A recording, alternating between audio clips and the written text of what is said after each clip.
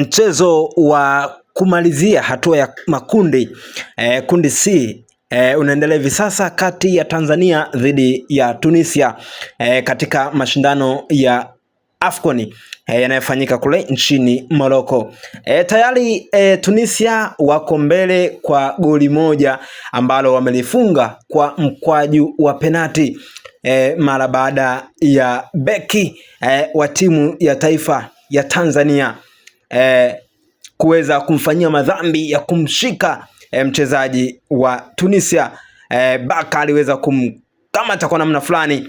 Referee baada ya mpira kuendelea alibidi asimamishe mara baada ya mchezaji wa Tunisia kuwa ndani ya boksi, eneo ambalo alifanyiwa madhambi. Ilimlazimu kwenda kuangalia VAR, ndipo akaja na matokeo ama majawabu ya kuweka mkwaju wa penati.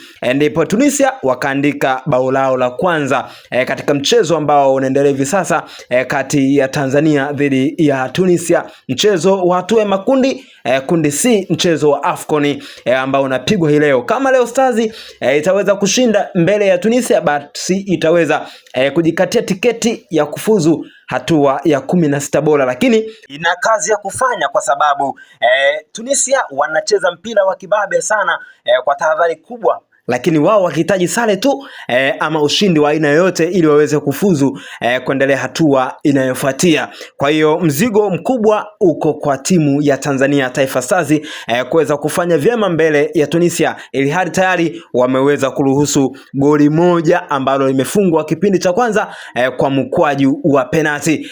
Taifa Stars inapambana kuhakikisha kwamba wanarejesha goli hilo, lakini vile vile kuweza kupata goli lingine la ushindi kuweza kujihakikishia katika nafasi njema zaidi ya kufuzu hatua inayofuatia. Japo sio kazi rahisi, lakini kwenye soka unaambiwa lolote lile linawezekana kufanyika kwa sababu wao na wachezaji 11 na nyinyi mna wachezaji 11 na mpira ni mmoja, wote mnaucheza huo.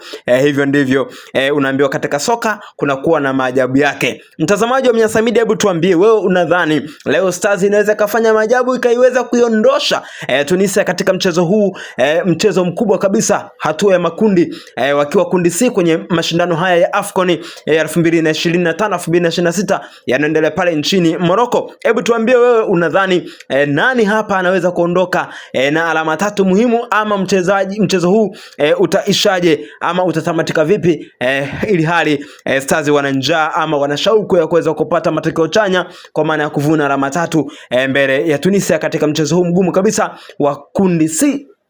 Ukiangalia tayari Stars wako nyuma kwa goli moja, huku Tunisia wao wako mbele kwa goli moja ambalo wamelipata kwa mkwaju wa penalti. Usisahau kubonyeza subscribe neno hilo na kuendelea kutufuatilia hapa Mnyasa Media.